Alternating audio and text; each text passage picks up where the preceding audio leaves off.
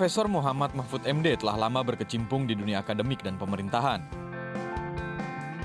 Di dunia akademik, Profesor Mahfud MD menjadi dosen dan guru besar ilmu hukum tata negara di Universitas Islam Indonesia Yogyakarta. Di pemerintahan, nama Mahfud MD sudah tidak asing lagi. Karirnya diawali sebagai pelaksana tugas staf ahli dan deputi Menteri Negara Urusan HAM, kemudian menjadi Menteri Pertahanan dan selanjutnya menjadi Menteri Kehakiman Republik Indonesia. Mahfud MD juga pernah menjadi anggota DPR RI dan duduk di Komisi Hukum, serta menjadi anggota Badan Legislatif. Karir Mahfud MD terbilang moncer. Karirnya terus meningkat dan pernah menduduki jabatan sebagai Ketua Mahkamah Konstitusi Republik Indonesia, dan terakhir menjabat sebagai anggota Dewan Pengarah Badan Pembinaan Ideologi Pancasila.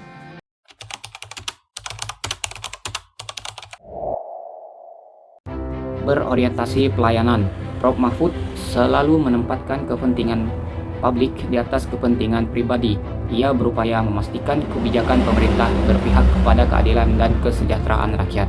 Di saat beliau menjadi Menko Polhukam, beliau memandang bahwa penegakan hukum seharusnya menjadi instrumen untuk melayani masyarakat, bukan malah untuk menguasai mereka.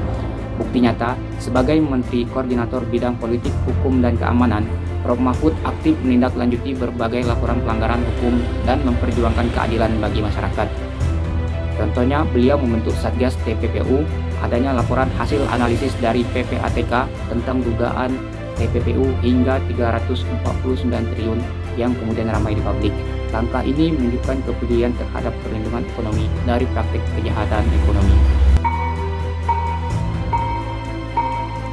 Selain berorientasi pelayanan, Pak Mahfud MD juga mengemban nilai akuntabel loh Sobat Hijau, di mana saat beliau menjabat, beliau menerapkan sistem peradilan pidana terpadu berbasis teknologi informasi, yang dimana ini menjadi langkah penting dalam mewujudkan penegakan hukum yang cepat, akurat, akuntabel, dan juga transparan.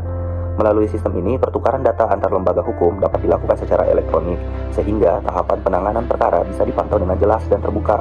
Hal ini tentu menunjukkan komitmen Pak Mahfud terhadap nilai akuntabilitas, di mana setiap tindakan aparat penegak hukum dapat dipertanggungjawabkan kepada publik secara nyata. Selanjutnya, nilai kompeten dalam core values ASN berakhlak, berarti terus belajar dan meningkatkan kapabilitas, membantu orang lain belajar, dan melaksanakan tugas dengan kualitas terbaik. Bapak Mahfud MD menjadi bukti nyata dari nilai kompeten ini. Berasal dari Sampang Madura, beliau berhasil menyelesaikan pendidikan di Universitas Gadjah Mada menempuh pendidikan hukum dan dapat menyelesaikan mulai dari sarjana, cum laude, hingga doktor hukum. Ini menunjukkan semangat beliau untuk terus mengembangkan diri.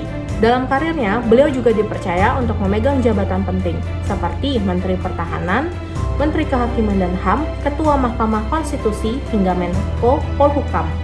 Semua dijalankan dengan profesional dan berintegritas tinggi, sebagai bukti nyata melaksanakan tugas dengan kualitas terbaik.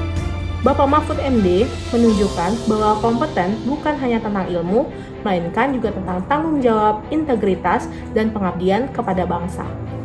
Nilai harmonis dalam diri Mahfud MD sangat kental terlihat dari pandangannya yang menempatkan hukum sebagai alat untuk membangun harmoni, bukan untuk bermusuhan.